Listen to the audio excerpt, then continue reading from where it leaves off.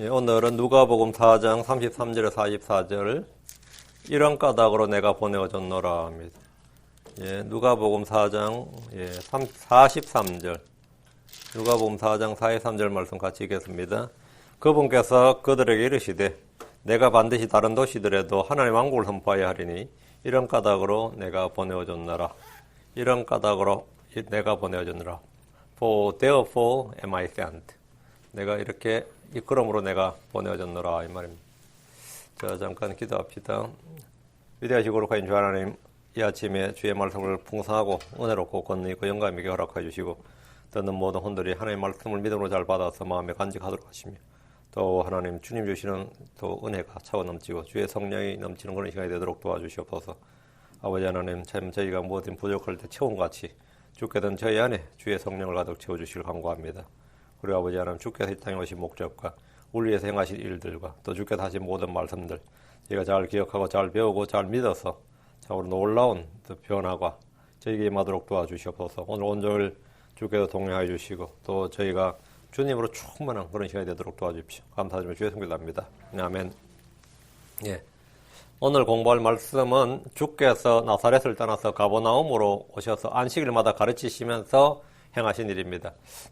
나사렛 해당, 나사렛은 이제 자기 태어난 고향이죠. 나사렛 해당에서 그분의 고향 사람들은 그분의 은혜의 말씀에 놀랐습니다. 그까지였어요. 은혜의 말씀에 놀랐다. 어떻게 저 목수가 요셉의 아들이 저렇게 어디서 배운 것도 없는데 저렇게 놀라운 말씀을 하느냐? 이 지혜가 어디서 났느냐? 뭐 이런 식의 그 놀랄 때까지, 놀라는 정도까지였고, 하지만 그들은 예수를 배척하고 죽이려 했습니다. 그 은혜로운 말씀이고, 자신이 성경을 펴서 메시아라고 하니까 당연히 이제 죽이려 든 거죠. 그래서 주께서는 이제 나사렛에서 좀 남쪽으로, 남서쪽입니다. 가버나움으로 가셨습니다. 가버나움 사람들은 주께서 가르치신 교리에 행하시는 권능에 깜짝 놀랐습니다. 뭐 안 놀라는 게 이상하죠. 놀랄 수밖에 없죠. 깜짝 놀랐어요. 누가복음 4장 32절에 그들이 그분의 교리에 깜짝 놀라는 이는 그분의 말씀에 권능이 있었기 때문이더라. 그냥 말쟁이의 말이 아니더라는 거죠. 말이 전부 다 현실에서 실현이더라. 그게 깜짝 놀라더라. 주의 말씀, 주의 가르침, 주의 행하신 일들은 사람들이 뭐 하는 좋은 말이나 뛰어난 이론이나 사상이나 그런 것이 아니라 권능이었습니다. 주 예수님께서 친히 행하시는 일로 자신이 주 하나님이심을 입증하셨습니다.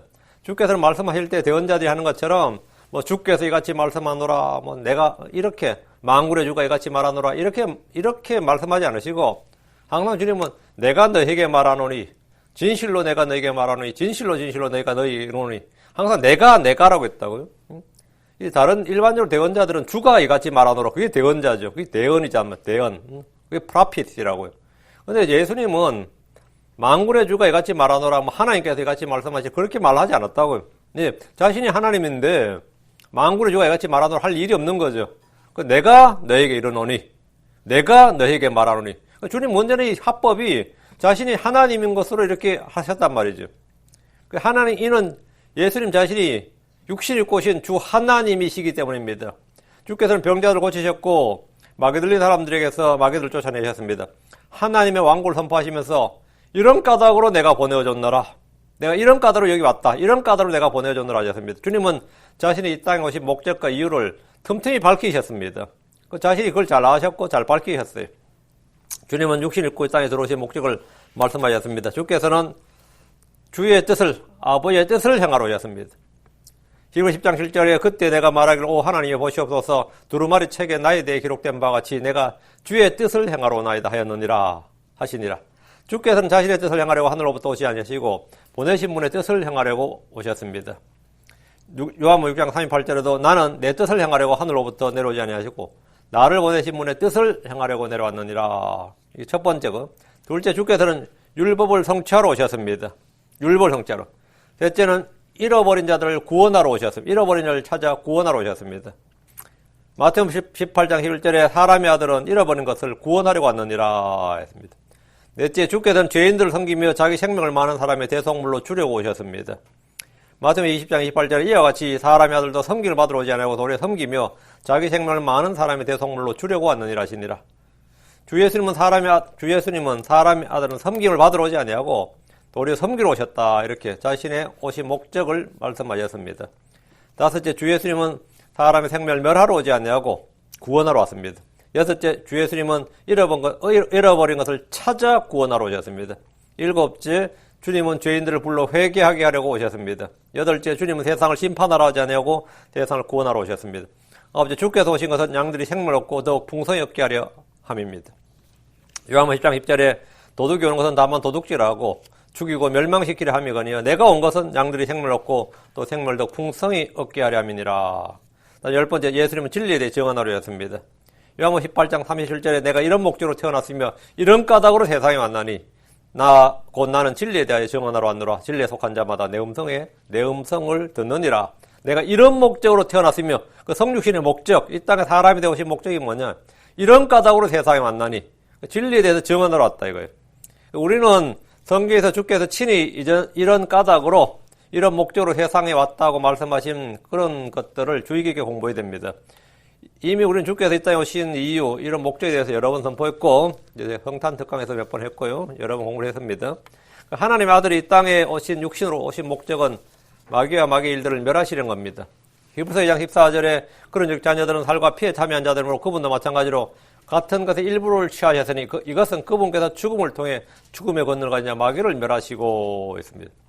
요한일서 3장 8절에 죄를 범한 자는 마귀에 속하나니 마귀는 처음부터 죄를 지느니라. 하나님의 아들이 나타나신 목적은 이것이니 곧 그분께서 마귀의 일들을 멸하시려는 것이니라. 주께서 이 땅에 사람의 모양으로 육신을 입고 이 땅에 오셨습니다. 말씀이신 하나님께서 우리를 위해 행하신 일들의 이유, 목적을 아는 것은 참으로 복된 일입니다. 자, 본문 보겠습니다. 3절 해당에서 부정한 마귀의 영이 들린 사람이 있었는데 그가 큰 소리로 소리를 지르며 마귀 들린 사람이죠, 한마디로. 가버나움 해당에서 주께서 가르치실 때 그 해당에는 부정한 마귀의 영이 들린 사람이 있었습니다. 부정한 영은 마귀의 영입니다. 주의 영은 성령, 즉 거룩한 영입니다. 여기서 우리는 부정한 영들의 거처가 사람임을 알 수 있습니다. 성령의 거처 역시 사람입니다. 주의 영은 주의 성전된 성도들의 몸에 거합니다. 부정한 영은 부정한 사람들 가운데 거합니다. 모든 불신자들이 속에 부정한 영, 마귀의 영이 있는 것은 아닙니다. 우리는 정신병이나 미친 정세와 마귀 들린 것을 구분해야 됩니다. 오늘날 교회에서 이 둘을 구분하지 못해서 치료를 필요로 한 사람들을 마귀 들렸다고 판단하거나 정죄를 합니다. 세상 사람들은 부정한 마귀의 영이 들린 사람들을 정신병인 줄 알고 치료하다가 감옥에 가두고 병원에 가두어두기도 합니다. 누가복음 11장 24절을 보면 부정한 영이 사람에게서 나와 마른 곳을 두루다니며 쉴 곳을 구하나 전혀 찾지 못하고 이르되 내가 내 집 곧 내가 나온 곳으로 돌아가리라. 내가 내 집, 사람의 몸을 내 집이라 그래요. 그 사람 안에 거하는 거예요. 내가 내 집 곧 내가 나온 곳으로 돌아가리라. 부정한 영은 사람에서 나오기도 하고 사람 속으로 들어가기도 합니다. 부정한 영은 사람의 몸을 자기 집으로 삼고 다른 악한 영을 데려와서 함께 살기도 합니다. 마가복음에는 한 군단의 마귀들이 한 사람의 몸 안에 들어가서 거하며 살다가 주를 만났습니다. 하나님이 한 영이듯이 마귀도 영입니다. 해당에 부정한 마귀의 영이 들린 사람들이 있었다는 것은 마귀 들린 사람들이 지극히 종교적이라는 사실을 보여줍니다. 마귀 들린 사람이 회당에 왜 갔겠어요? 회당에 가면 하나님의 말씀을 듣고 어쨌든 회당에도 그렇죠. 찬양하고 예배드리고 그런 곳이답니다. 그런데 그런 곳에 간다고요. 왜? 마귀 들린 사람은 종교적이다고요. 마귀 들린 사람은 교회에 옵니다. 교회로 안 오는 게 아니라 교회에 와요. 마귀 들린 사람은 때때로 영적으로 보이기도 합니다. 복음서에 보면 마귀 들린 사람들은 주께 나와서 그분께 경배했고 그분이 누구인지 고백하고 시인하고 외쳤습니다. 마가복음 3장 11절에 부정한 영들도 그분을 보면 그분 앞에 엎드려 소리질러 이르되 당신은 하나님의 아들이시니이다 하며 지금 이스라엘 사람들 중에도 아무도 이런 말 안 하는데 마귀 들린 사람도 지금 이런 말을 하기 시작한 거예요. 마귀 들린 사람이 먼저 말하고 먼저 지금 주 예수를 고백하고 있다고요. 우리는 이런 사람들을 볼 때 이 사람은 참으로 믿음이 탁월하구나. 주의 계시를 받았구나. 훌륭한 신앙고백을 한 사람이라고 할지 모릅니다. 사람들은 능히 그럴 수 있어요. 응? 마귀 들린 사람이. 전부 다 내 욕할 때 마귀 들린 사람이 이 윤 목사는 위대한 사람이다. 그러면 내가 어떨 것 같아요? 기분 좋을 것 같아? 이 사람 하나님의 종이다. 이러면 어떨 것 같아요? 마귀 들린 사람이 정상인들이 참 기가 찰 노릇이죠. 또 이게 지금 이런 꼴이 난 거죠. 부정한 영이 들리는 점치는 영이 들리는 어떤 소녀가 있었습니다. 그 소녀는 얼마나 용했던지 점을 치면 그게 다 맞는 거예요. 그러니까 그 도시에서 소위 말 유명인사죠. 그리고 그 점치는 영을 가진 주인은 이 여자로 돈을 많이 버는 거예요. 응? 한국에서 뭐 그런 상황 안 해요. 뭐 아기 동자니 뭐 아기 뭐니 해가지고 애가 그 엄마가 돈을 벌어요. 그 애가 이제 점괘를 말하고 애가 지금 마귀 들리는 거예요. 응? 그 애를 이용해서 그 엄마가 돈 벌고 그런 점집들 많이 있어요. 자기보다 애가 신발이 더 있는 거야. 자기가 말하면 막 틀리는데 애가 말하면 막 다 맞아. 응? 그걸 이제 뭐 아기 동자라 그러고 막 그래요. 응? 그래서 아기 보살, 아기 동자 그래가지고 그런데도 그럼 또 사람들은 뭐 애에서 뭐 중요하냐 맞추는 게 중요하기 때문에 또 막 몰려든다고 또 입소문 타고 가서 또 유명한 점집이 됩니다. 유명한 점집이 돼요. 근데 하도 부흥이 안 돼서 목사 10년에도 사람도 없고 하니까 점이나 한번 보러 가자. 목사가 또 있으니까 또 그런 장로가 찾아가고 점집에 응? 그럼 네가 여기 왜 왔어? 이런 말 듣고 응? 이런 게 지금 실제 있다고. 그 소녀는 사도 바울과 그 일행을 만난 겁니다. 복음 전도자 사도 바울을 만난 거예요. 사도 바울은 뭐 바울 혼자 하는 게 아니라 바나바도 있고 실라도 있고 그죠? 뭐 디도도 있고 에바브라도 있고 일행이 같이 다녔기 때문에 일행을 보자마자 그들을 따르면서 소리를 질렀습니다. 뭐라 질른 것 같아요? 사도행전 16장 17절에 바로 그 소녀가 바울과 우리를 따라오며 소리 질러 이르되 이 사람들은 지극히 높으신 하나님의 종들로서 우리에게 구원의 길을 보여주는 사람들이라 하며 말이 맞아요, 안 맞아요? 점괘가 정확하잖아요. 이방인이 한 번도 아직도 이름도 서로 소개 안 했는데 이 사람들이 뭐 하는 사람들이고 누군지를 정체를 정확히 파악을 했다고. 이 사람들은 지극히 높은 하나님의 종들로서 우리에게 구원의 길을 보여주는 사람들이라. 그렇지, 이 정도 돼야 이제 점쳐서 밥 벌어보고 살아요. 그 점집에 갔는데 무슨 일로 왔느냐 그러면 그걸 맞추는 게 네가 할 일이지 그래요. 그걸 맞추는 내가 뭐 하러 왔는지 내가 내 말로 하면 안 되고 그걸 맞추는 게 네가 할 일이지. 뭐 때문에 왔지 그러면 계속 해봐. 이렇게 내가 돈 주는 사람인데 내가 그 사람한테 미리 다 말할 게 뭐가 있어. 근데 한국 사람들은 점치가 지가 고주할 미주알 다 해가지고는 점치는 사람 별 할 것도 없어요. 지가 지 말 다 해줄까. 그러놓고 또 그 사람이 말해주면 아 잘 맞다고 칭찬하고 막 그래. 바보 같은 인간들이. 응? 그걸 맞추는 게 네가 할 일이라고. 근데 이 소녀는 지금 바울이 무슨 말 안 했는데 벌써 바울이 누군지 다 알잖아요. 응? 바울이 뭐하러 여기 왔는지 다 알고 이 사람이 누군지 다 안다고. 이 정도 되면 이제 먹고 살지. 응? 점쳐서 먹고 산다고. 그럼 이 소녀가 믿음이 탁월한 거냐 이거예요. 믿음이 탁월한 거냐. 응? 바울은 그녀를 향해서 믿음이나 사람을 알아보는 통찰력을 칭찬해 준 것이 아닙니다. 사도행전 16장 18절에 여러 날을 이같이 하거늘 바울이 근심하며 몸을 돌이켜 그 영에게 이르되 예수 그리스도 이름으로 내가 내게 명령하노니 그녀에게서 나오라 하며 그가 즉시 나오니라. 이제 이 여자는 이제 그날부터 밥줄 끊어진 거예요. 사도 바울은 그녀가 점치는 영에 사로잡힌 여자라는 사실을 알았습니다. 그녀의 외침이 마귀 들린 사람의 말임을 알았습니다. 주 예수님 회당에서 마귀 들린 사람이 있는 것을 보았습니다. 그 사람은 큰 소리로 소리를 질렀습니다. 괴성을 지르거나 듣기에 소름이 끼치는 기괴한 소리를 낸 것이 아닙니다. 부자한 영이 들린 사람이 무엇이나 소리를 질렀느냐. 다음 4절 이르되 나사렛 예수님이여 우리를 홀로 두소서. 우리가 당신과 무슨 상관이 있나이까. 우리를 멸하러 오셨나이까. 나는 당신이 누구신 줄 아노니 하나님의 거룩하시니이다. 나는 당신이 누구신 줄 아노니. 나사렛 사람들은 아무도 몰랐습니다. 나사렛 사람들은 예수님이 누구신 줄 몰랐어요. 그냥 요셉의 아들인 줄, 마리아의 아들인 줄 알고 목숨 줄 알고 이런 건 알았는데 예수님의 실체에 대해서 몰랐어요. 반면에 이 마귀 들린 사람은 나는 당신이 누구신 줄 아노니 곧 하나님의 거룩하신 이신이다. 마귀 들린 사람을 회당에서 가르치신 예수님을 향해 나사렛 예수님이 우리를 홀로 두소서라고 하셨습니다. 마귀는 주 예수님이 자기들을 심판하실까 두려워했습니다. 부자한 영들이 이 땅에 계속 있고 싶어 했고 그 사람 속에 그 사람을 거처로 삼고 거기에 그냥 계속 거하고 싶었던 겁니다. 그들은 마귀와 그의 천사들을 위해 예비된 영존하는 어둠, 지옥으로 던져질 것을 두려워했습니다. 누가복음 8장 31절에 그들이 그분께 간청하며 그분께서 기품 속으로 들어가라고 자기들에게 명령하지 마실 것을 구하더라. 마귀들이 제일 떠오르는 게 뭐죠? 이 땅에 있는 마귀들은 기품 속으로 들어가라 이렇게 명령할까봐, 한마디로 말하면 영존한 어둠의 사슬에 자기들을 가둬둘까봐. 하나님은 영과 육을 다 멸하실 수 있는 권능이 있는 분이단 말이에요. 예수님 바로 그런 권능이 있는 분이니까. 그 명령이 떨어지면 자기들은 그냥 꼼짝없이 지옥으로 떨어지는 거예요. 기쁨 속으로 들어가라고 자기들 명령하지 말 것을. 난 그래서 이 땅이 좋다. 마귀들도 이 땅을 좋아해요. 마귀들도 이 땅을 좋아한다고. 땅 밑은 싫다고. 마귀들 중에 일부는 지금 지하 감옥에 갇혀 있습니다. 일부는 둘째 하늘 높은 처소들에 가고 있습니다. 일부는 이 땅에 가고 있습니다.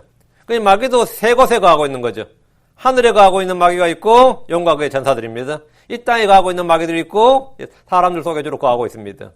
그리고 뭐라고? 땅 아래 지옥에 있는 그 어둠의 타타루스라고 그러죠. 그 거처에 가는 마귀들이 있습니다.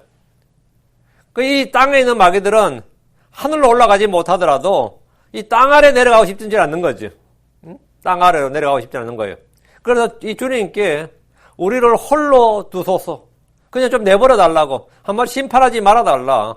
기품 속으로 들어가게 하지 말아 달라는 겁니다.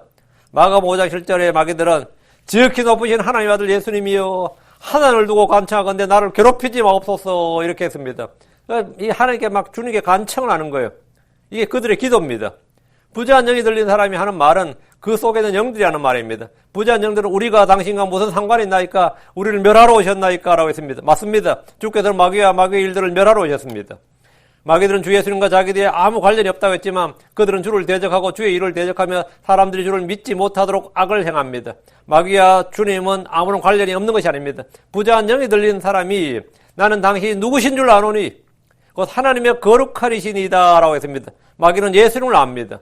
마귀는 예수님을 경배합니다. 마귀는 주 예수님이 누구신지 고백합니다. 부재한 영들은 주의 명령에 순종합니다.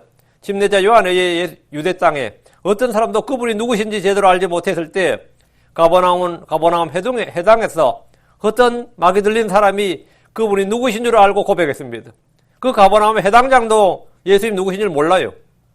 거기 있는 바리새인들이나 사두개인들 율법사들 아무도 몰라. 마귀 들린 사람 하나가 지금 예수님이 나는 당신 누구신 줄 아노니 이러면서 이 말을 하는 거예요. 마귀는 영적 존재입니다. 35절입니다.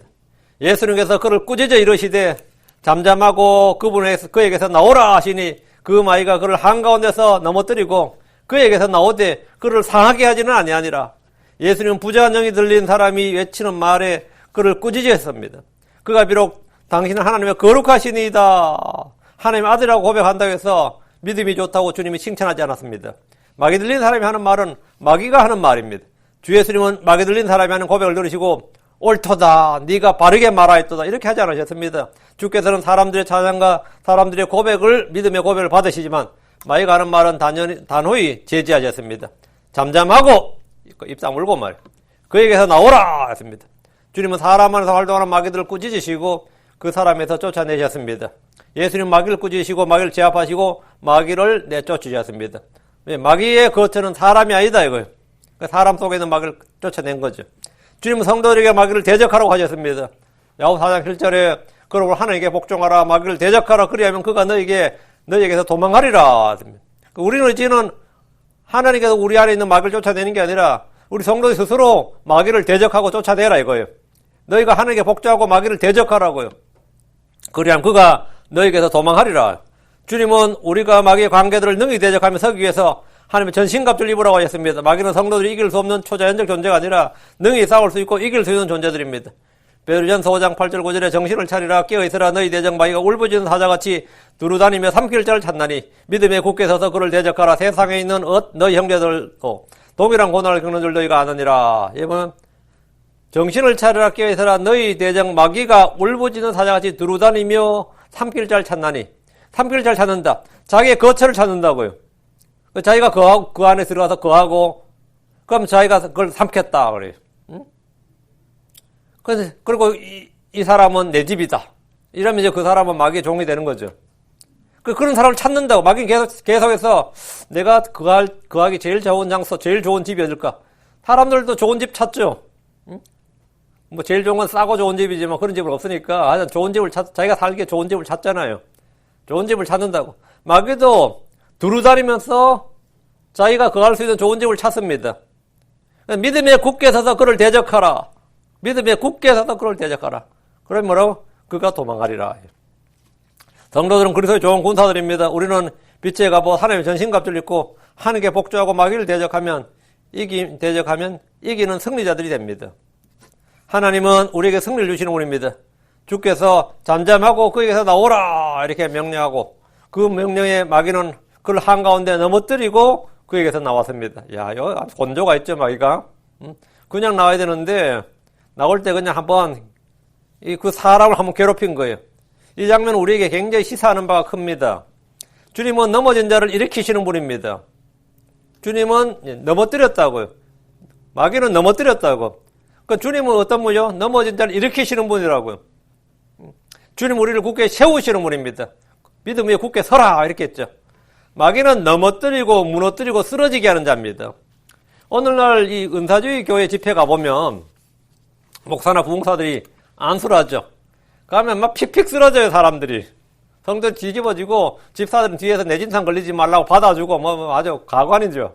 그 넘어뜨린단 말이죠. 넘어뜨릴 일은 뭐냐? 마귀의 사역입니다.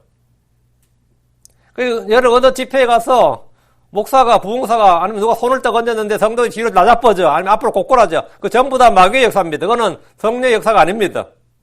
그리고 막 대굴대굴 구르는 거죠. 걸핏하면 쓰러지고 바다에 구르기도 하고 그 전부 다 마귀의 역사입니다. 이건 성령의 역사가 아닙니다. 마귀들의 역사. 마귀는 사람을 넘어뜨립니다. 주의 명령에 마귀는 어쩔 수 없이 자기 집을 나오면서 그 사람을 넘어뜨리고 나왔습니다. 마가복음 9장을 보면 마귀가 사람을 괴롭히는 장면이 나옵니다. 마가복음 9장 10절에 그들이 그를 그분께 데려오매 그분께서 그를 볼 때 즉시 그 영이 그를 쥐어 뜯음으로 그가 땅에 쓰러져 뒹굴며 거품을 흘리더라. 뒹굴며 쓰러져 뒹굴며 쓰러져서 뒹군다. 근데 그 장면을 요즘은 이런 장면 보고 싶으면 여기 가까운데 은혜교회라고 있어요. 거기 부흥회 같은 거 할 때 한번 살짝 가보시면 이런 장면 볼 수 있을 겁니다. 막 쓰러져서 대굴대굴 구른 사람들이 많이 나오거든요. 그럼 그들은 막 오늘 성리 크고 강하게 임했다고 막 자랑해요. 응? 성리 크고 강하게 임했다고. 그건 마귀가 하는 일이에요. 쓰러져 뒹굴며 거품 흘리더라. 이제 거품까지 흘리면 안 되니 뭐 걸작이고요. 응? 마가복음 9장 25절에 그것이 그를 죽이려고 불과 물에 그를 자주 던졌나이다. 불과 물에 던졌다. 이건 뭐 자살행위지. 자해하는 거죠. 어떤 마귀는 사람에게 병을 주고 허약하게 합니다. 어떤 마귀는 눈을 멀게 하고 귀를 막고 다음 벙어리를 만들기도 합니다. 어떤 마귀는 자해를 하게 합니다. 그러나 가버나움 해당해서 마귀는 그 사람을 상하게 하진 않았습니다. 주님이 그 앞에 계셨기 때문입니다. 36절 그들이 다 놀라며 자기들끼리 말하 이르되 이것이 어떠한 말씀이냐 그가 권위와 권능을 가지고 그 부정한 영들에게 명령하니 그들이 나가는 도다 하더라. 그러니까 주의 명령에 마귀 들린 사람에게서 마귀가 나오는 것을 사람들이 직접 목격을 했어요. 다 놀랐습니다. 마귀를 쫓아내기 위해서 주님은 그냥 말씀만 하셨을 뿐입니다. 뭐 다른 건 그냥 말씀만 하셨을 뿐이에요. 그냥 나오라 이렇게 그 사람도 나오라 말씀만 하셨는데 이런 일이 발생한 거예요. 주의 말씀은 뭐다? 그 자체가 권능이라고요. 말씀이 그냥 진짜 실현이 항상 말씀하면 주님 말씀 그냥 그 자체가 실현이 되는 거라고요. 주께서 말씀하시면 그것은 이루어집니다. 이것이 권능입니다. 주님이 빛이 있으라 하면 빛이 있어야지. 그게 주의 말씀이라고요. 그에게서 나오라 하면 마귀가 나온다고. 그게 주의 말씀이라고요. 이것을 성경에서 뭐냐? 파워, 권능이라고 합니다. 주님은 권위와 권능을 가지신 분이에요. 권위는 뭐냐? authorities. 권능은 파워고요. 주님 둘 다 가졌는데 뭐 권위와 권능의 차이는 여러분 잘 알 겁니다. 누군가의 힘을, 파워를 컨트롤할 수 있는 게 뭐냐면 authority예요. 그렇죠? 파워를 컨트롤할 수 있는 게 authority라고. 그러니까 누군가의 힘을 통제하고 다스릴 수 있는 힘이 권위 또는 한국말로 권세라고 그러죠. 뭐 키가 작고 힘이 약한 사람이라도 경찰 제복을 입고 있으면 뭐가 되는 거죠? 그 사람은 경찰이 부여한 국가가 경찰에게 부여한 뭐죠? 예, 권위가 생긴다고. 파워는 몰라도 하여튼 어서러티 생긴다고. 그럼 그 사람이 차를 세우면 차는 서야 된다고. 우리가 그 사람의 순종하는 이유는 딱 하나며 국가가 부여한 뭐가 있다? 어서러티가 있기 때문이에요. 어서러티가 있기 때문이에요. 지휘관은 자기 부하들에서 권위를 가지고 있습니다. 그러나 사람들은 천사들이나 마귀들과 같은 영들에 대해서는 어떤 권위도 권능도 갖지 못합니다. 어떤 국가 권력이나 정부도 영들에 대해서는 아무런 힘이나 권위가 없습니다. 미국의 연방 대통령이든 캘리포니아 주지사도 영들에게 뭐라고 명령을 내릴 수는 없다고요. 캘리포니아 어떤 주 방위구이든 주 정부 경찰도 사람에 대해서 뭐 할 수 있는지 몰라도 영들에게 뭐라고 명령할 수는 없는 거라고. 왜? 영들이 실체도 모르지만 영들이 말을 들을 리도 없고, 권위가 없다, 전혀. 전혀 권위가 없다고요. 아무런 힘도 없고 권위도 없어요. 그러나 예수님은 천사들에게나 마귀들에게나 사람들에게나 짐승들에게나 뭐 바다나 바람이나 뭐 거기 있는 물고기나 공주의 새들이나 무엇에게나 다 주님 뭐가 있다? 권위와 권능을 있었다. 권위가 있다고. 그러니까 주님은 무엇에나 다 권위와 권능을 다 가지고 계셨습니다. 그분 하나님의 아들로서 권위가 있으셨고 모든 것을 가능케 하는 힘, 그 권능도 가지셨습니다. 가버나움 사람들은 회당에서 마귀들에게 명령하자 마귀들이 그분께 순종하는 걸 보고 깜짝 놀랐습니다. 사실 어떤 사람이라도 영들에 대해 잘 알지 못했을 뿐 아니라 영들에 대해서는 사람이 아무리 힘을 갖지 못합니다. 그들을 다스릴 권위도 당연히 없습니다. 그래서 각 나라마다 민속 종교, 무속 종교가 뭐죠? 그들이 권위를 무속하는 사람들은 마귀들을 다스릴 권위나 권능을 가진 게 아니에요. 제사를 왜 드리죠? 달랜다고. 그 귀신을 달랜다 그러잖아요. 귀신을 달랜다. 귀신을 만족하게 하고 그래서 희생물을 막 드리는 거지. 그들을 제압하고 다스리기 위해서 그런 게 아니란 말이죠. 그 예수님이 마귀들을 달랜다고 소 잡아라, 양 잡아라 그러지 않잖아요. 응? 예수님 그냥 명령해서 복종치하고 짓밟는 거. 주님은 그들 제압하지. 주님 사도들에도 마귀들을 제압하라 그랬지 마귀들을 달래주라 그러진 않았단 말이지. 응? 마귀들을 만족해주고 달래주고 아우르고 그런 겁니다. 근데 한국의 무속 종교나 중국이나 일본 다 마찬가지입니다. 그 마귀들에게 잘 보이기 위해서 그걸 제사를 지는 거예요. 그래서 뭐 바다에 나가기 전에 풍어제를 지내고 뭐 농사 짓기 전에 농신제를 지내고 이게 전부 다 뭐냐? 마귀들한테 뭔가 잘못 보여가지고 우리가 해를 받을까봐. 그래서 비나이다 뭘 비는 거예요? 근데 내가 잘했다 못했다 비나이다 한국 사람들 그렇게 손바닥이 막 달도록 비나이다 그럽니다. 왜 빌죠? 살살 빈다 그러잖아요. 살살 빈다는 뜻이 뭐예요? 빈다는 게 내가 당신에게 굴복하겠다 이거예요. 나 좀 해코지하지 말라 이거지. 그 사람은 이 마귀들 영들에 대해서는 아무런 힘도 없고 권위가 없어요. 오히려 종로로 한단 말이지. 그들을 다스릴 힘도 권위가 있을 수가 없는 거죠. 어떤 국가 권력도 마귀들에 대해서는 그건 초자연적인 수퍼내추럴하니까 우리는 어떻게 할 수 없다고.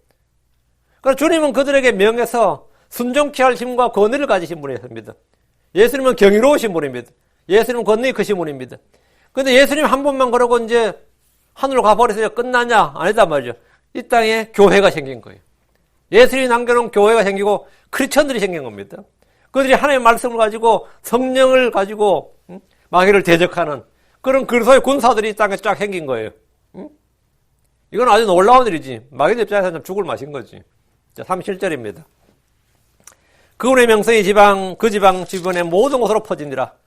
그러니까 예수님에 대한 소문이 막 예수님의 이름이 요원의 불길처럼 뭐 지금처럼 말이죠. 인터넷도 없고 TV도 없고 신문도 없고 해도 이 사실 사람의 명성이란 게 이런 소문은 말이죠.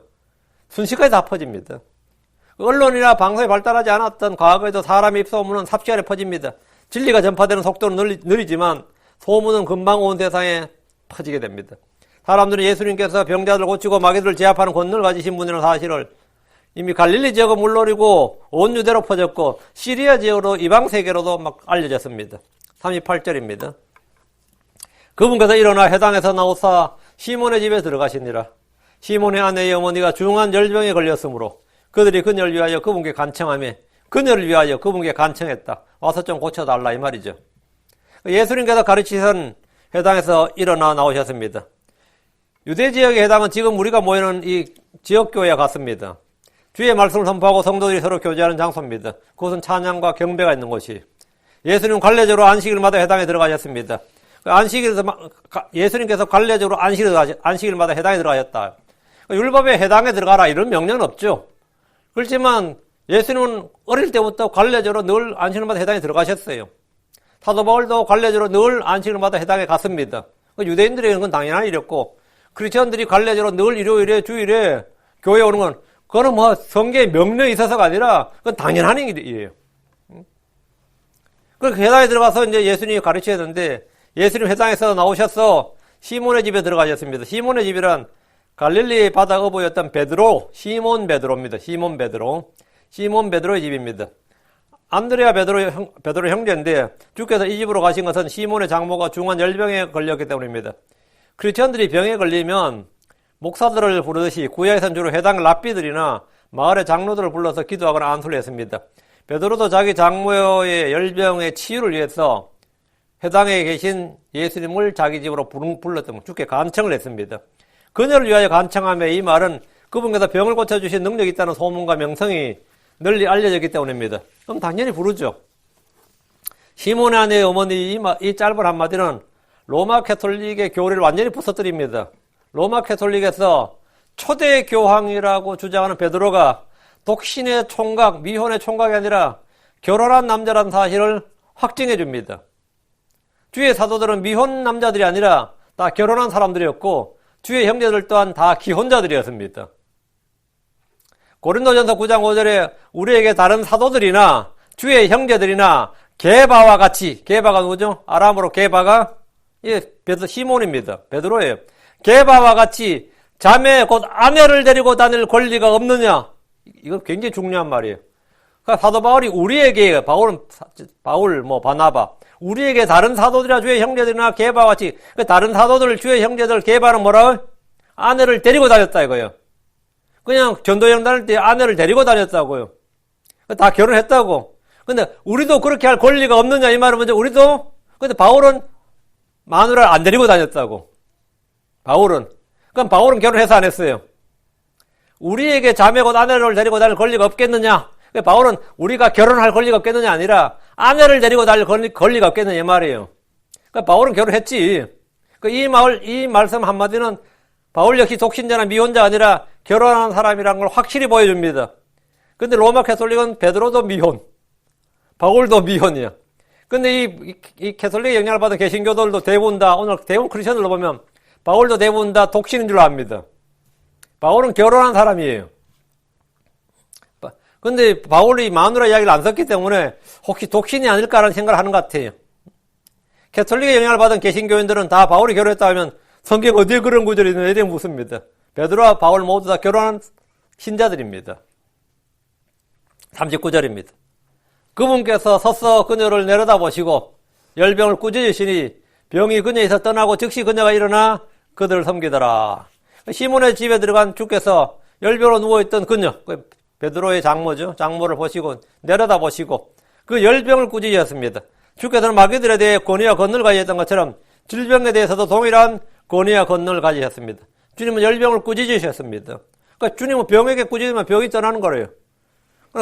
그 병이 그녀 즉시 떠났다 그랬어요. 주께서 말씀하시자 열병도 즉시 떠났고 마가복음에 보면 열병이 즉시 떠났다 이랬고 지금 누가복음에는 시몬의 장모가 즉시 일어났다. 즉 immediately 이 즉시란 말이 마가복음에는 병이 즉시 떠났다가 나오고 누가복음에는 장모가 즉시 일어났다 이렇게 즉시 일어났다 이렇게 나옵니다. 예. 주께서 말씀하시니까 모든 일이 즉각적으로 바로 일어났다는 거죠. 마가복음 1장 31절에 그분께서 가셔서 그녀의 손을 잡아 그녀를 일으키시니 즉시 열병이 그녀에서 떠나고 그녀가 그들을 섬기더라. 심한 열병을 앓던 시몬의 장모는 즉시 일어나서 주님과 사람들을 섬겼습니다. 주님은 치유하시는 분입니다. 주님은 나병 환자들에게 말씀하셨을 때 나병이 떠나고 그들은 정결하게 되었습니다. 무슨 질환이나 질병에 관계없이 주님은 모두 치유하셨습니다. 다입절. 이제 해질 무렵에 각가지 질병으로 앓는 자들을 둔 모든 자들이 그들을 그분께 데려오니 그분께서 그들이 각각 안수하다 그들을 고치시니라. 왜 사람들이 해질녘에 데려온 것 같아요? 이왕이면 좀 더 한 시간이라도 빨리 데려오지 않고 이날이 안식일이었습니다. 안식일이 몇 시에 끝나요? 6시에 끝나요. 그래 해질녘 하면 언제 온 거예요? 6시가 되자마자 이제 사람들이 몰려드는 거예요. 안식일 끝났으니까. 안식일은 일을 안 한다 이런 개념이 있었기 때문에 해질녘에 전부 다 데려온 거죠. 이제 해질 무렵에 이 말은 안식일이 끝날 시각을 말합니다. 저녁 6시가 되면 안식일이 끝나게 되고 사람들은 마음대로 움직일 수 있게 됩니다. 사람들은 주 예수님이 계신 곳으로 각가지 질병을 앓는 자들 등 모든 자들이 그 사람을 주님이 계신 곳으로 데려왔습니다. 누구든지 믿음으로 주님께 데려나오면 뭔가를 얻습니다. 소경은 눈을 뜨고 나병 환자는 깨가다를 입고 벙어리는 입이 열리고 기머리는 귀가 열리고 병상에 누운 자들은 벌떡 그 자리에서 일어나고 마귀 들린 자들은 온전한 정신을 갖게 됩니다. 주께 나온 자들은 무언가를 얻습니다. 자기들이 원하는 걸 얻어요. 근데 주님께 나오는 자들 주님은 아무도 내쫓지 않으셨습니다. 아무도 거절하지 않으셨습니다. 주님은 누구든지 다 받아주셨습니다. 네가 지난밤에 무슨 짓을 했는데 아는데 그런 짓 하고도 나한테 나올 수 있느냐? 뭐 이런 게 없단 말이에요. 주님은 아무도 내쫓지 않으셨어요. 네가 과거에 어떤 짓을 했는데 지금 염치도 없이 자식 나한테 지금 병 고쳐달라고 왔느냐? 이런 거 없다고요. 주님은 사람의 과거, 그 사람의 외모, 지금의 상태, 그거는 불문에 붙이시고 그냥 다 받아주셨어요. 세리나 장녀들로 주님은 개의치 않으셨습니다. 주님은 질병을 앓는 자들에게 안수하셔서 그들을 고치셨습니다. 주님은 그들을 불쌍히 여기셨습니다. 지금도 주님은 말씀을 보내셔서 치유하십니다. 기도를 들으시고 치유하십니다. 하나님은 치유하시는 주님이십니다. 41절 마귀들도 많은 사람에서 나가며 소리질러 이르되 당신은 하나님의 아들 그리스도시니이다 하며 그분께서 그들을 꾸짖으시사 그들이 말한 것을 허락하지 아니하시니 이는 그분께서 그리스도인 줄을 그들이 알았기 때문이더라. 지금 여기서 또 마귀들이 또 예수님이 누군지 말하는 거예요. 하나님의 아들 그리스도시니이다. 당신은 하나님의 아들 그리스도시니이다 했죠. 41절에 우리 성경에 주는 하나님의 아들 그리스도시니이다 이렇게 되어 있는데 주는 하면 안 됩니다. thou art 당신은입니다. 당신은 주는이 아니고 사람들은 질병을 가진 사람들을 그분께 데려왔습니다. 그런데 마귀들도 많은 사람에서 나가며 이랬죠. 이는 질병에 걸린 사람들 중에서 많은 사람들이 마귀 들린 사람들이었다 이거예요. 그 질병에 걸린 사람들이 그 질병이 어떤 질병 뭐라고요? 마귀들로 말미암아 질병에 걸렸다는 사실을 보여줍니다. 병을 고쳤더니만 마귀들이 떠났다 이 말이죠. 그 질병은 마귀들로 인해 생긴 질병이었어요. 마귀는 사람 속에서 각가지 질병을 일으킵니다. 그러다 모든 질병이 다 마귀가 일으키는 그건 아니고 모든 질병이 다 마귀가 일으켰다 이렇게 믿는 이제 한국 교회가 베레아 김규동 목사 쪽에 이제 그 성납교를 중심으로 신길동 사람들이라 그래가지고 거기 사람들은 모든 질병은 다 마귀가 일으켰다는 거예요.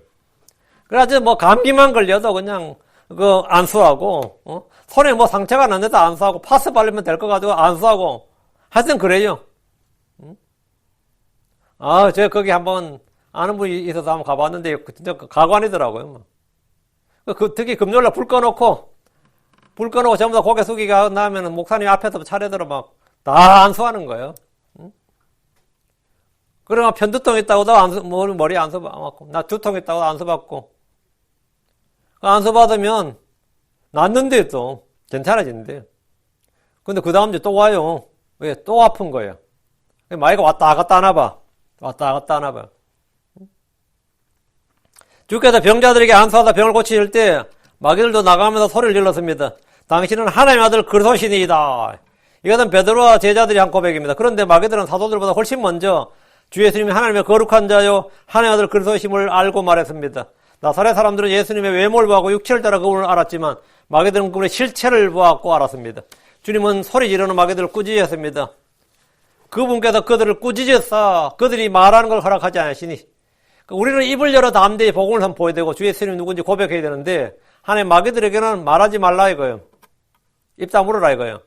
주 예수님은 마귀들이 자기를 알아보고 외치는 걸 허락하지 않으셨습니다. 왜 그런 겁니까? 주님은 마귀들의 증언과 마귀 들린 사람들의 증언을 통해 자신이 알려지고 사람들이 믿는 걸 원치 않으셨습니다. 하나님은 천사들을 자신의 사역자로 사용하십니다. 대언자들이나 사도들 그리고 믿게 된 크리스천들을 일꾼들로 사용하십니다. 그러나 주님은 마귀들을 복음을 전하는 증인으로 사용하지 않으셨습니다. 허락하지 아니하시니라 이 말씀대로 주님 허락하지 않으셨습니다. 이는 그분께서 그리스도인 줄을 그들이 알았기 때문이라. 그들이 먼저 마귀들이지만 알았다고. 마귀들은 그분께서 그리스도인 줄 알았습니다. 하나님의 거룩하신 줄 알았습니다. 그들이 그분이 그리스도님을 시인했습니다. 그러나 주님은 그들을 증인으로 삼지 않으셨습니다. 42절 날이 밝음에 그분께서 떠나사 외딴 곳으로 가시니 사람들이 그분을 찾다가 그분께 와서 그분을 붙들어 그분이 자기들을 떠나지 못하게 하며 이 말은 뭐죠? 계속 여기 우리 함께 살자는 거예요. 가버나움에 계속 살면서 우리 병 고쳐주고 마귀들 이제 쫓아주고 얼마나 좋아요. 예수님께서 날이 밝자 떠나서 외딴 곳으로 가셨습니다. 사람들은 그분을 찾았습니다. 사람들은 그분께 와서 그분을 붙들었습니다. 그리고 그분이 자기를 떠나지 못하게 했습니다. 생각해 보십시오. 병자들을 값없이 즉석에서 고쳐주시는 분이 자기 도시에 와 있습니다. 마귀들을 쫓아내는 분이 그들 한가운데 와 계십니다. 사람들은 그분을 찾고 그분을 붙드는 것은 지극히 당연합니다. 그분이 자기들의 도시를 떠나지 못하도록 한 것도 전혀 이상한 일이 아닙니다. 요즘도 자기 도시에 유명한 사람이 있으면요. 지방자치제에서 도시에다 돈까지 줘가면 집까지 지어주면서 여기 이 도시 계속 살아달라 그래요. 응? 이 도시에. 그 한국에도 유명인들 자기 도시에 모시는 게 유행입니다. 그래야 그 도시에 뭐가 되는 거죠? 관광 상품도 개발되고, 뭐 유명 가수, 유명 연예인들 우리 도시에 좀 살아달라고, 우리 도시에 좀 살아달라고 그래요. 그 예수님 가버나움에서는 예수님한테 우리 도시를 떠나지 말라고, 여기 계속 살아달라고. 가다라 지방의 사람들은 예수님께 나와서 자기들 도시를 떠나줄 걸 구했습니다. 가다라 사람들은. 왜 그랬죠? 예수님들은 피해를 봤다고, 그들은. 마가음 5장 17절에 그들이 그분께 자기들의 지역에서 떠나실 것을 강구하기 시작하더라. 그러니까 가다라 사람들은 예수님을 빨리, 우리 우리 집에 좀 떠나달라고. 근데 가버나움 사람들은 우리 집에서 떠나지 말아줄 걸 구했어요. 주께서 마귀 들린 사람들 고쳐주신 걸 보고 그들은 놀랐지만 그분을 받아들인 대신에 떠나달라고 했던 것은 자기들이 지금 돼지를 치고 있는데 돼지들이 2,000마리나 죽었기 때문입니다. 지들이 회개할 생각은 안 해요. 율법에서 돼지는 부정한 짐승이고 유대인은 돼지를 먹지 못합니다. 근데 돼지를 기르고 있어. 그 마치 금주령이 내렸는데 술을 담그는 것과 같은 거예요. 그리고 술 판매하는 것과 같은 겁니다. 여기 창녀촌 만들어놓고 여자 장사하는 것과 같은 거예요. 그러고 예수님을 떠나달라고 하는 거예요. 그들은 사람의 생명이 건진받는 것보다 돼지떼가 죽는 제사상의 피해가 훨씬 더 중요했고, 예수님이 자기 동네에 와서 불의와 불법과 이 부정과 부패를 일소하는 것을 환영한 것이 아니라 싫어했습니다. 왜? 그렇게 되면 우리가 뭐 한다고? 생업에 지장이 있다고. 우리가 살고 우리의 문화와 관습과 우리 일상에 영향을 받는다 이거예요. 예수님 오지 마십시오. 우리 동네 오지 마. 우리끼리 살 테니까 제발 우리 동네 좀 오지 마십시오. 근데 주님께서 오셨네. 제발 좀 떠나 주십시오. 이래야 된 거예요. 재물을 택하는 자들, 재물을 신뢰하는 자들은 하나님 왕국에 들어가기가 심히 어렵습니다. 사람들은 병을 고쳐주시는 의원 예수님을 찾았고 붙들었습니다. 사람들은 광야에서 빵을 먹고 배부르자 그분을 찾았고 붙들었습니다. 사람들이 환영하는 것은 질병의 치유자 예수님, 빵의 공급자 예수님이지 세상의 죄를 대속하기 위해서 십자가에 피 흘려 죽으시는 예수님이 아닙니다. 예수님께서 죄를 대속하려 할 때 모든 유대인들은 그분을 대적해서 그를 없애버리소서, 십자가에 못 박으소서 이랬어요. Away him. 그를 없애버리라고. Crucify him. 이랬다고요. 가버나움 사람들도 병을 고쳐주시는 주 예수님을 좋아했지만 회개와 죄들의 사면을 선포하는 주 예수님을 배척했습니다. 주께서 훗날 가버나움에 대해서 이렇게 말했습니다. 지금 본문에 가버나움 사람들이 예수를 붙들었죠. 근데 주님께서 가버나움에 대해서 뭐라고 그래요? 마태복음 11장 23절. 가버나움아 내가 하늘에까지 높여졌으나 지옥에까지 떨어지리라. 내 안에서 행한 능력 있는 일들을 소돔에서 행하였더라면 그것이 이날까지 남아있었으리라. 이 말이 뭐예요? 가버나움 사람들은 주의 표적과 기적과 이적들을 가장 많이 본 도시 사람들입니다. 그러나 그분을 믿지 않았습니다. 주께서는 그들의 불신을 보시고 소돔 사람들만도 못하다. 소돔에서 만약 이런 일을 행했다면 소돔 망하지 않았다고요. 소돔 사람들보다도 이 가버나움 사람들이 못하다고 책망하셨습니다. 43절. 그분께서 그들에게 이르시되 내가 반드시 다른 도시들에도 하나님 왕국을 선포하여 하려니 이런 까닭으로 내가 보내어줬노라. 예수님을 찾아온 무리들은 자기들을 떠나지 말아달라고 강구하자 주님은 그들에게 말씀하셨습니다. 내가 반드시 다른 도시들에도 하나님 왕국을 선포하여 하려니. 다른 도시들에 가서도 병자를 고쳐야지, 다른 도시 가서 마귀를 쫓아내야지, 그게 아니라 다른 도시들에 가서 뭐라고요? 하나님의 왕국을 선포하여 하려니. 그 하나님의 왕국을 선포하면 나머지 문제는 자동으로 해결되는 거예요.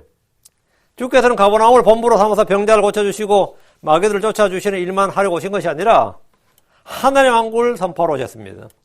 주님은 다른 도시들에서 하나님의 왕국을 선포하셔야 한다고 말씀하셨습니다. 누가복음 24장 41절에 또 회개와 제들의 사면이 그의 이름으로 예루살렘에서 시작하여 모든 민족들 가운데 선포되어야 하리니 했습니다. 예루살렘부터 시작해서 모든 민족들에 선포되어야 된다고. 주의 말씀은 어디에서나 선포되어야 됩니다. 가버나움 사람들은 예수님이 계속해서 그곳에 계셔 주시기를 바랐지만 그것은 어디까지나 자신들의 유익을 위해서입니다. 주께서는 반드시 다른 도시들에도 하나님의 왕국을 선포하셔야 하기에 계속해서 이곳에 머물 수가 없습니다. 이런 까닭으로 내가 보내어졌노라. 주께서는 하나님의 왕국을 선포하기 위해 보내주셨습니다. 병 고쳐주면 좋아요, 안 좋아요? 그거는 어느 빈민촌이에요. 아니면 어느 아프리카 어느 도시에요. 병원 하나 없는 곳에 의료봉사자들이 왔어요. 그럼 그 동네 사람들은 이 의사가 영원히 여기 있으길 원해요. 노벨상을 타든지 말든지 그거는 네가 타먹고 너는 그냥 우리를 계속 고쳐주길 원한다고 여기서. 한국에 어떤 유명한 교수가 아프리카 가서 그 옥수수 같은 거 개발하고 감자 개발하고 해가지고요. 그 기약 문제를 해결했다고. 그 사람 그 동네에 추장됐습니다. 한국 사람이. 그것도 경북대 그 옥수수는 경북대 교수였고 감자 누구더라? 하여튼 그 사람 추장됐어요. 지금 연세 되게 많은데 지금 미국에 와 있더라고요. 근데 그 사람이 그곳을 떠나지 못하도록 엄청나게 그 동네 사람들과 총리까지 막 왔어요. 여기 남아줘서 그래. 왜? 빵 문제를 해결했다고요. 빵 문제를 해결했다고. 그 예수님도 자기들의 빵 문제를 해결해주고 자기들의 병 문제를 해결해줄 때는 이 사람 영웅이지. 온 동네 사람이 싫어할 이유가 뭐가 있어요? 그런데 회개하라 그러고 죄들의 사명을 선포하라고 하면 예수님 왜 그러십니까지? 왜 그러십니까지? 이미 주님은 나사렛 해당에서 이사야서를 펴서 자신이 이 땅에 오신 목적을 말씀하셨습니다. 주께서 보내심을 받은 것은 가난한 자들의 복음을 마음이 상한 자들을 고치며 포로된 자들에게 구출을 눈먼 자들에게 다시 복음을 선포하고 상처 입은 자들을 자유롭게 하여 하나님이 받아주신 해를 선포하려 함입니다. 하나님께서 자신의 아들을 세상에 보내신 것은 세상을 정죄하려 하심이 아니요 그를 통해 세상을 구원하려 하심입니다. 아버지께서 아들을 세상에 구원자로 보내셨습니다. 주님은 자신이 무슨 이유로 무슨 목적으로 이 땅에 오셨는지 아셨고 그것을 말씀하셨습니다. 주께서 아버지 일과 아버지 뜻을 행하러 이 땅에 오셨습니다. 44절 갈릴리에 해당해서 선포하시니라. 지금 미국을 중부, 동부, 중부, 서부 이렇게 나누죠. 셋으로 나누죠. 그것이 유다는 맨 위로부터 남북으로 해요. 제일 위쪽을 갈릴리, 중간을 사마리아, 제일 남쪽을 유다 지방 이렇게 셋으로 나눕니다. 갈릴리 지역은 이방인들과 국경을 마주하고 있었기 때문에 국경을 마주하고 그들과 상거래를 하고 하니까 교류가 많았기 때문에 이방인들의 갈릴리 이렇게 불렀습니다. 한국으로 치면 북쪽에 중국이나 러시아 국경과 맞닿는 부분 있죠. 거기 중국 옛날 평양 이북은 말이죠. 여진족하고 하도 교류가 많아서 이 평양 북쪽은 한국 조선 땅인지 여진족의 땅인지가 늘 다툼이 있었어요. 실제로. 고려시대 때도 그랬고 조선시대도 그랬는데 조선시대 때 이제 육진을 개척했다 그러죠. 소위 말하면 두만강, 압록강. 지금 경계를 그은 거죠. 그 경계를 긋는 게 지금 현재 우리나라 국경이 만들어진 게 숙종대왕 때입니다. 세종대왕 때 이제 그게 국경을 여진족을 밀어낸 겁니다. 그때 여름에 아는 최윤덕이나 김종서 같은 그런 장군들이. 근데 그때 이 한국의 함경도 사람들은 기본적으로 듀얼 랭귀지를 했어요. 그 사람들은 1주 내지 2주 만에 만주어라 그래요. 만주어나 그쪽 말을 1주 내지 2주 안에 완벽히 배워서 말할 수가 있었다고 그럽니다. 함경도 사람들은. 그건 뭐냐면 그 정도로 교류가 잦았단 말이죠. 지금 포르투갈 사람과 스페인 사람은 포르투갈어하고 스페인어가 달라요. 근데 포르투갈 사람은 100% 안 배워도 스페인어를 완벽히 합니다. 스페인 사람은 2주 안에 포르투갈어를 해요. 2주 안에. 그리고 이태리 사람하고 스페인 사람은 스페니쉬를 배운 사람은 2주 안에 늦어도 한 달 안에 이탈리아를 합니다. 이탈리아 사람은 반대로 2주 안에 스페니쉬를 해요. 그래서 한국에서 이탈리아 유학 갈 때 이탈리아어를 배울 수가 없거든, 한국에서. 그럼 스페니쉬를 배워서 갑니다. 스페니쉬를 배우면 그래서 이제 성악 같은 거 하는 사람들 주로 그래. 스페니쉬 학원 다니면서 스페니쉬를 배워서 이태리를 가서 이태리를 배우는 겁니다. 그럼 그만큼 쉬워요. 그럼 이거 뭐죠? 유럽이 달라붙어 있잖아요. 그들은 농사 지을 때 이쪽 나라 사람들이 버스 타고 왕창가지고 과일 따서 일당 벌어서 가고 그래요. 또 이쪽 사람도 왕창가서 이쪽으로 가고 그 교류가 잦단 말이죠. 이 갈릴리 지역이 전형적인 그런 지역이었어요. 갈릴리 사람들은 히브리어를 하는 게 아니라 사실은 국어가 뭐였나 사실은 아람어였어요. 시리아였다고. 베드로는 히브리어보다 아람어를 더 잘하는 사람이었다고. 예수님도 당연히 이중국을 한 거죠. 히브리어, 아람어를 다 한 거죠. 아람어가 사실은 거의 생활어였다고. 왜? 갈릴리 지역은 그래요. 유대 사람들은 히브리어를 하는데 갈릴리 사람들은 그랬다고. 갈릴리 사람들의 억양이나 이게 다 독특했기 때문에 베드로가 무슨 말할 때 네가 갈릴리 사람이구나. 이거 어떻게 한 거예요? 외모 보고 한 거 아닙니다. 말투 보고 한 겁니다. 네 말투가 너를 증명한다 이거예요. 응? 말투가. 억양이 억세고 액센트가 있었기 때문이죠. 예. 그래서 이 갈릴리 해당에서 있는데 주님의 초기 사역은 대부분 다 갈릴리에 집중되어 있습니다. 갈릴리에 해당들에서, 그러니까 갈릴리가 굉장히 넓은 지역이에요. 그 유대 땅에서 북쪽 전체가 갈릴리단 말이죠. 그래서 거기서 그래서 갈릴리 지역이 이제 이방인들의 갈릴리였는데 그만큼 이방인들이 많았고 교류가 잦았다 이 말입니다. 그래서 주님께서는 갈릴리 해당들의 한 해 왕국을 선포함으로 말미암아 사실은 주님은 이스라엘 집 잃어버린 양들에게 보냄받았다 그랬지만 이 복음 초기 사역이 갈릴리 지역이었기 때문에 시리아와 인근 지역에 이방 지역에 복음이 이미 다 선포된 거예요. 신속하게. 그것도 아람어였기 때문에 사실은 유대 사람들보다 이방 사람들이 먼저 복음을 듣게 되는 그런 일들이 이건 사실은 좀 전략적이었던 것 같아요.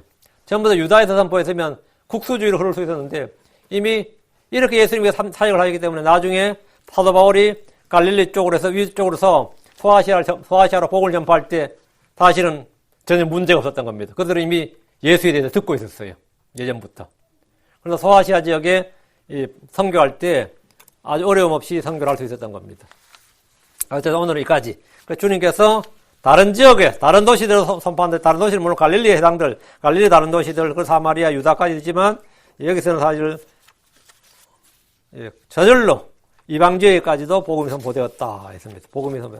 주님께서는 이 일을 위해서, 내가 이 일을 위해서 보냄을 받았노라. 이런 까닭으로 내가 보내어졌노라 했습니다. 주님께서 병원 차리려고 있다는 게 아니고요. 구호기관 차리려고 있다는 게 아니라, 한 해 왕국을 선포하기 위해서 이 땅에 오셨습니다. 기도합시다.